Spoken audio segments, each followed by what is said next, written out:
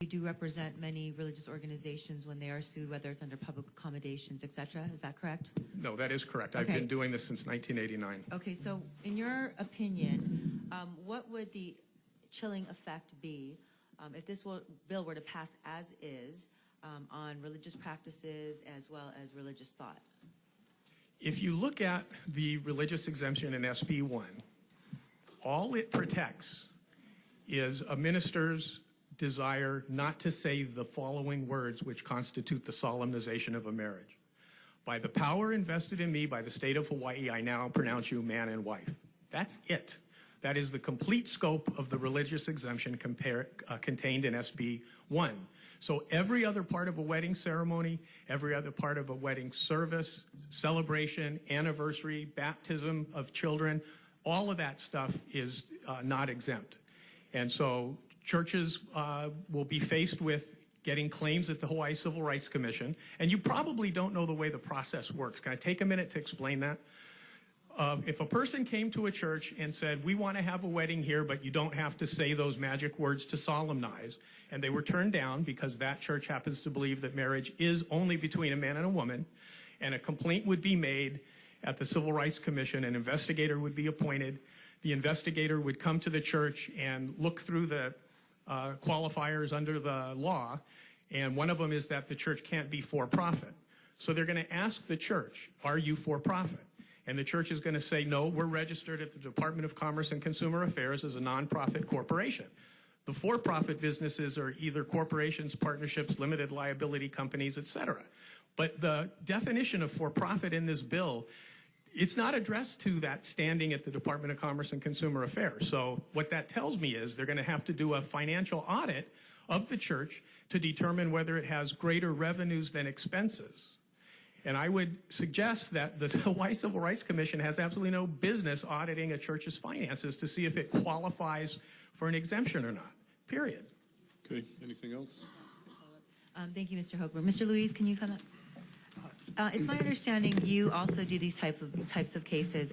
Were you the attorney who represented Temple Emmanuel regarding the civil unions? That's correct. Okay. There's been a lot of discussion that the religious exemption language really does mirror what was in civil unions, et cetera, and that there's adequate protections. Could you please explain what happened in your case and why you would contend they're not, in fact, adequate? Yes. And the reason why my clients brought the action in federal court is because the exemption exempted them from being a solemnizer of the union. However, it doesn't exempt the rental of the property.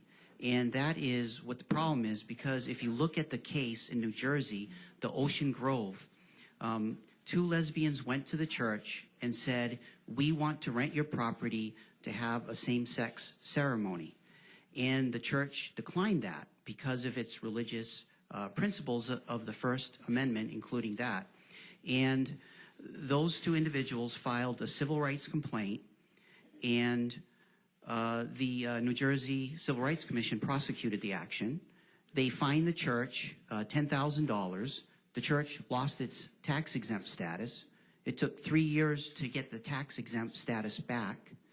And now the case continues on in the courts. And with my clients, they did not want to see that happen, so we brought the case. However, because of the federal standing and rightness issues that sometimes are difficult, it presents a situation where we don't want religious entities to be sued with a civil rights complaint and then have the choice of either staying in the Civil Rights Commission and exhausting their administrative remedies or attempting to remove it to federal court under federal question, because what happened in Massachusetts in the case where a parent objected to his child being taught homosexuality in the school, he asked for a waiver from the principal. The principal said no. He said, I'm not going to leave your office. Peaceful sitting until I get the waiver. The police came, arrested him.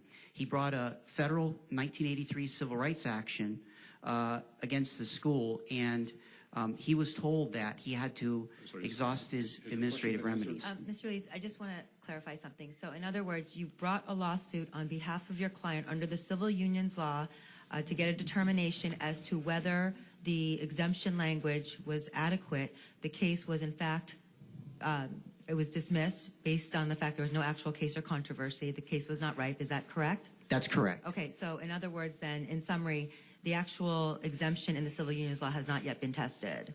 That's right. Okay, thank you. Thank you, Mr. Chair. Thank you. Members, any other questions for this?